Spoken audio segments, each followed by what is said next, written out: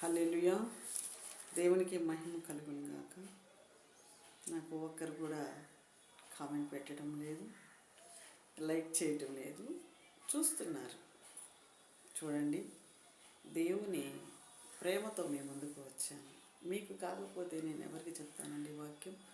దేవుని నమ్ముకున్న బిడ్డలు దేవుని సేవకుల్ని గౌరవించాలి. ఎందుకంటే మేము తీసుకొచ్చేది దేవుని వాక్యం. ఈ వాక్యము విన్న వాళ్ళు ఆశీర్వదించబడతారు.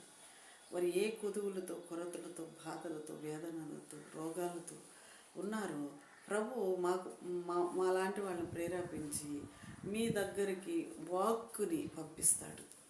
ఆ వాక్కు మీ చెవిలో పడినప్పుడు మీరు స్వస్థత నొందుతారు. మీరు దేవునికి చాలా దగ్గరగా అవుతారు.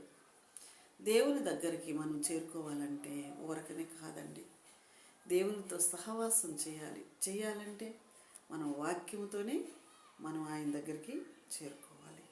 మనుషులు ఎవరు మనల్ని ప్రేమించరండి.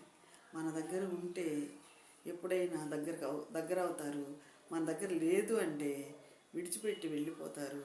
అలాంటి వాళ్ళతో కాదండి మన స్నేహము, దేవుడి బిడ్డలతో స్నేహము, దేవుడి బిడ్డలతో మన బాధలు పంచుకోవటము, ఒకరికొరకు ఒకరివి ప్రార్థనలు చేసుకోవటం, విజ్ఞాపనలు చేయటం. ఒక సహోదరి కష్టపడుతూ, బాధపడుతూ, ఏడుస్తూ ఆమె వేదనతో ఉంటే మనం ఎలా ఉండగలమండి? అది క్రీస్తు ప్రేమేనా? కాదు కదా. ఈ రోజుల్లో బోధకులు ఎలా ఉన్నారంటే దేవుని పరిచయం చేయటం లేదు, వాళ్ళని చూపించుకుంటున్నారు. దైవ సేవకులు హీరోలు అయిపోయారు. ఇప్పుడు సేవకులు ఎప్పుడు కూడా దీనులై ఉండాలి. దీనులై ఉండి తన సంఘానికి దీనత్వం నేర్పించాలి. ఇతరుల కొరకు పాటుపడేవాళ్ళుగా, ఇతరులు బాధలు పంచుకునే వాళ్ళుగా, ఇతరులు ఏడుస్తుంటే మనం కూడా కలిసి ఏడ్చే మనసు ఉండాలండి. అదేనండి దీన మనసు అంటే.